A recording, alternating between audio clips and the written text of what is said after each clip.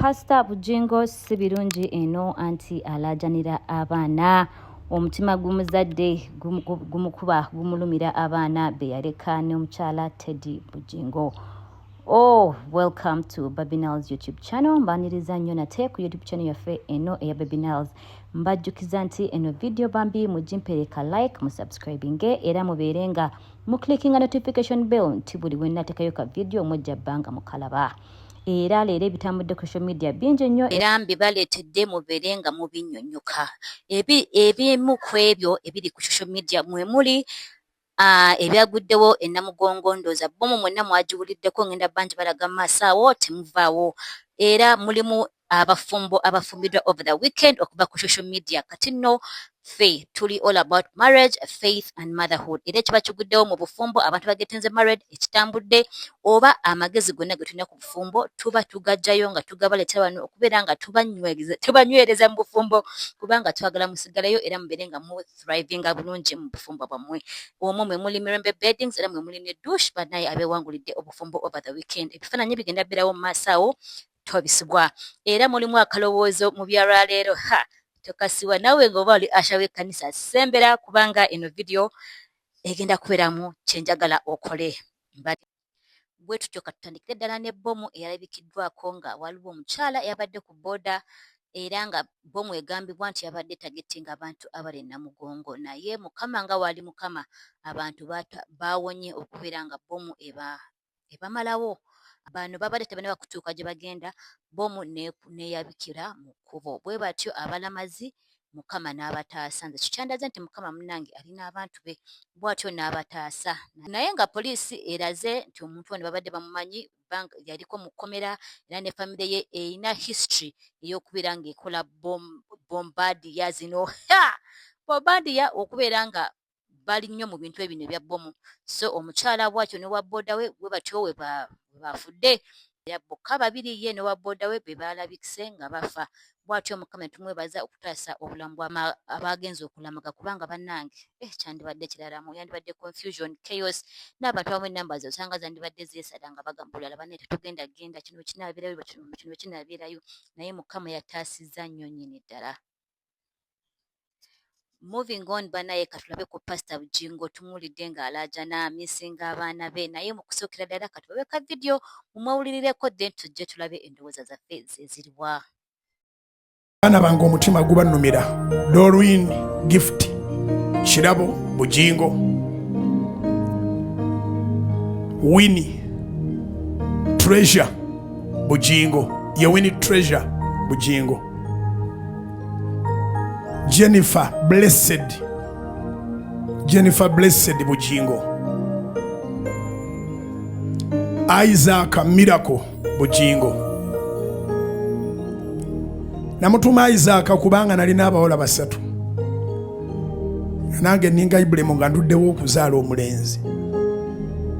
Era ng'ebibuuzo biringa biri ebya Ibrahim nti mu bakozi b'enkozesa abaana be bazadde mwe muliva abasika bwange.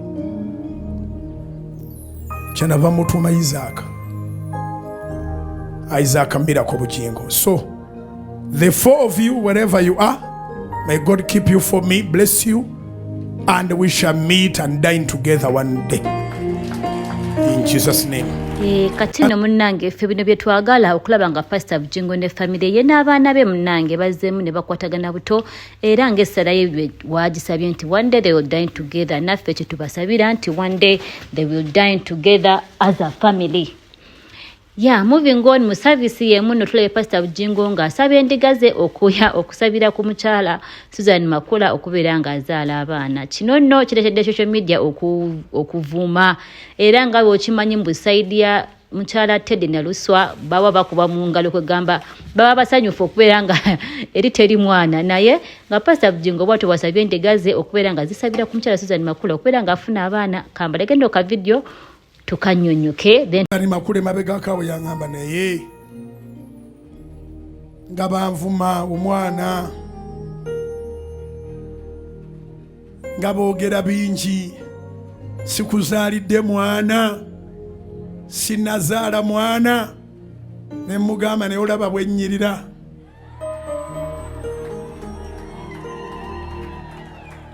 waliwo ennyumba ebeeramu omukazi n'abaana naye ng'ofa ne mbugamba bwe kibanga bw'olizaala abaana ndikogga agira obeererawo naye Katonda nga bw'ali omulamu ojja kuzaala mu linnya lya Yesu. Yimusa emikono tusabire Suzani azaale abalongo. Akalulu ako kategeeza ki? Yimusa emikono mugambe Mukama, ebigambo bibadde bingi nnyo. Suzani Makula mufuula omujulizi omulamu. Tuve mu ddwaliro nga buli omu asitudde bebi mu linnya lya Yesu. Zikubira baggulu mu linnya lya Yesu. Ebyo byonna of course team first wife eri ekuba gudde gamba amasanyalaze ogawulira. Naye nga byebyo bibaddewo esayidi eyo ku church ya Pastor Bujingo era same season I think last year Pastor Bujingo yavaayo nga yagala ku baana be era nga bayayanira era this season around kintu kyekimu katusabe nti buli kimu kijja kutambula nga Mukama wakiplaninga.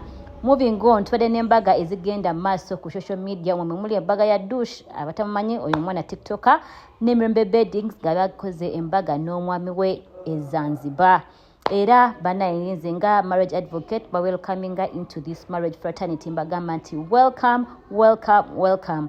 Era nga mulaba buno bufananyi nina kwano ka advice kempulidde wano eri omukyalo ono era mukawulirize mubeere nga mutambula nako mu bufumbo bwammwe ahead. Njagala nkuweeyo obuntu bubiri mu bufunze obugenda okuyamba okutambuza obufumbo bwo ng'ate busanyufu. Kyenkola nno kyenkugamba ebitabula amaka bibiri ebisinga essimu ne ssente. Okola ebbaasa bw'ogifunye ng'olunaku bw'ogireetanga ewaka ogiteeke ku mmeeza ogyanjulire omwami nti zino ze nkoze ki? Zino ze nfunye.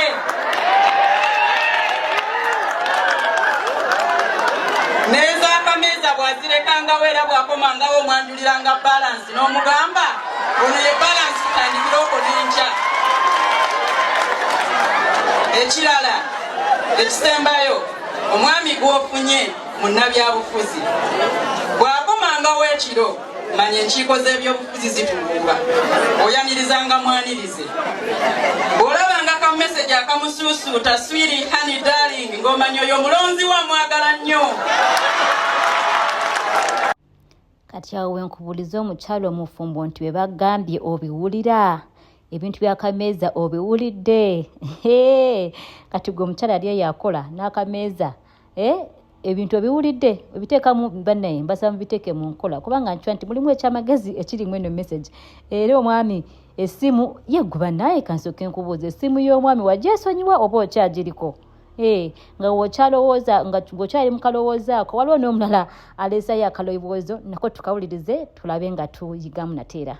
Mmwe lwaki mwesiba ku basajja abafumbo? Kyemugamba abazadde bammwe baabakuza tebabagamba mbu muli bawala balungi. Kati omusajja wakwana ne wawulira nga kkoyo olina mwesibako n'omwesibako temuswala. Pride Jenny naye tesobola kundeetera kwesiba ku musajja alina ne wabanga si mufumbo. Kozi nakulira mu laavu nnyingi nnyo nti mmanyi we nina okubeera nina okuba nga njagalwa. Ne oba nga nina kweguya sisobola beerawo ne mba nkwagala ntya. Esseeguya kimponyeza ebintu bingi. Nena weesiba ku musajja omufumbo alina omukazi n'omwana oba alina abakazi n'abaana ne mubeesibako like kulaki mwesiba ku basajja musuwa abafumbo? Banenze sikitegeera. Kati nze Lala n'obulungi bwange bwonna nga nneesiba ku musajja omufumbo. Era obanga oli mufumbo nga wankwanako ne nkukkiriza oba ne ngamba nti nkwagala nali nkulimba. Yenna mba nali mulimba konze sina budde bwa musajja mufumbo. Njagala nange mbere n'omusajja nga wange nga tugenda ku experience ng'omwana waffe asooka nga ffenna byonna okusiba pampa tetubimanyi nga tuyigira kumu. Nene mwesiba ku basajja abafumbo omusajja takuclaimingangako n'ofuna n'olubuto n'ovaayo and you're claiming this man. Yo kyemugamba muli babi we mutyo. nze ndi kakyala kalungi ate nakula baganda bange bampa n'ebiiso ebiguluka feesi so sirina musajja gwe nnyinza kwesibako yo ye taliyo tannabaayo. Katino awe mbagambira mbu alina amatu awulirize ekkanisa Katonda kyagambye ekkanisa munange single girl out there munange self esteem kintu kikulu nnyo ekikwesibya ku musajja omufumbo sikiraba naawe omusajja bw'ojjaali. Moving on, Babi Kyagulanyi alina kyatugamba bannange obulowoozo leero bungiko naye kansuubire nti message mugifuna. Katuulize Babi kyabagamba. Abakedde okuwuliriza amagezi agakuweebwa abo abatatambulirangako mu ngato zo nga bakulagirira ngeri ki gy'olina okusiba mu shuleesizo. Wama kituufu yeggwa omwakedde okuwulira negativity n'ogiwa obudde n'ossaayo omwoyo n'otandika n'okubeera convinced nti by'oboogera byandiba ebituufu gw'omu akedde okuwuliriza abo bakugamba nti by'oliko tojja bisobola. Bw'obanga gw'omu kwabo badde njagala weekube mu kifuba emirundi 3 ogambe nti gonsinzidde ddala.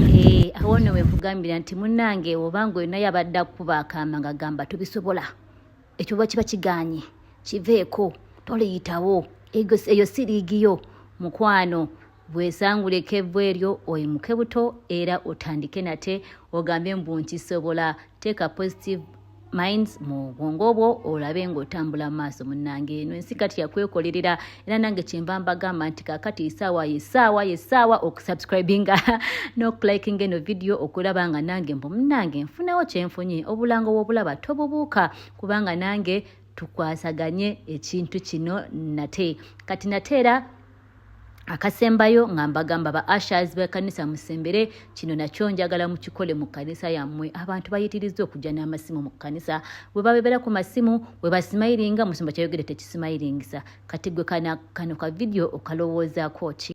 Abamu ku ffe we are victim of this. Tubeera ku ssimu ng'ono omusumba wakola ki wa preachinga naye mu Uganda muno kansuubire Asha takuba oluyi lwa kusikako muntu ssimu naye tukwebakakamu tugende ne hard copy za Bible mu kanisa okubeera nga tuwuliriza era nga tufollowinga enjiri y'omusumba. Thank you for watching. See you in the next video. I really love you for watching. Thank you for subscribing, clicking the notification. See you in the next video. Bye bye.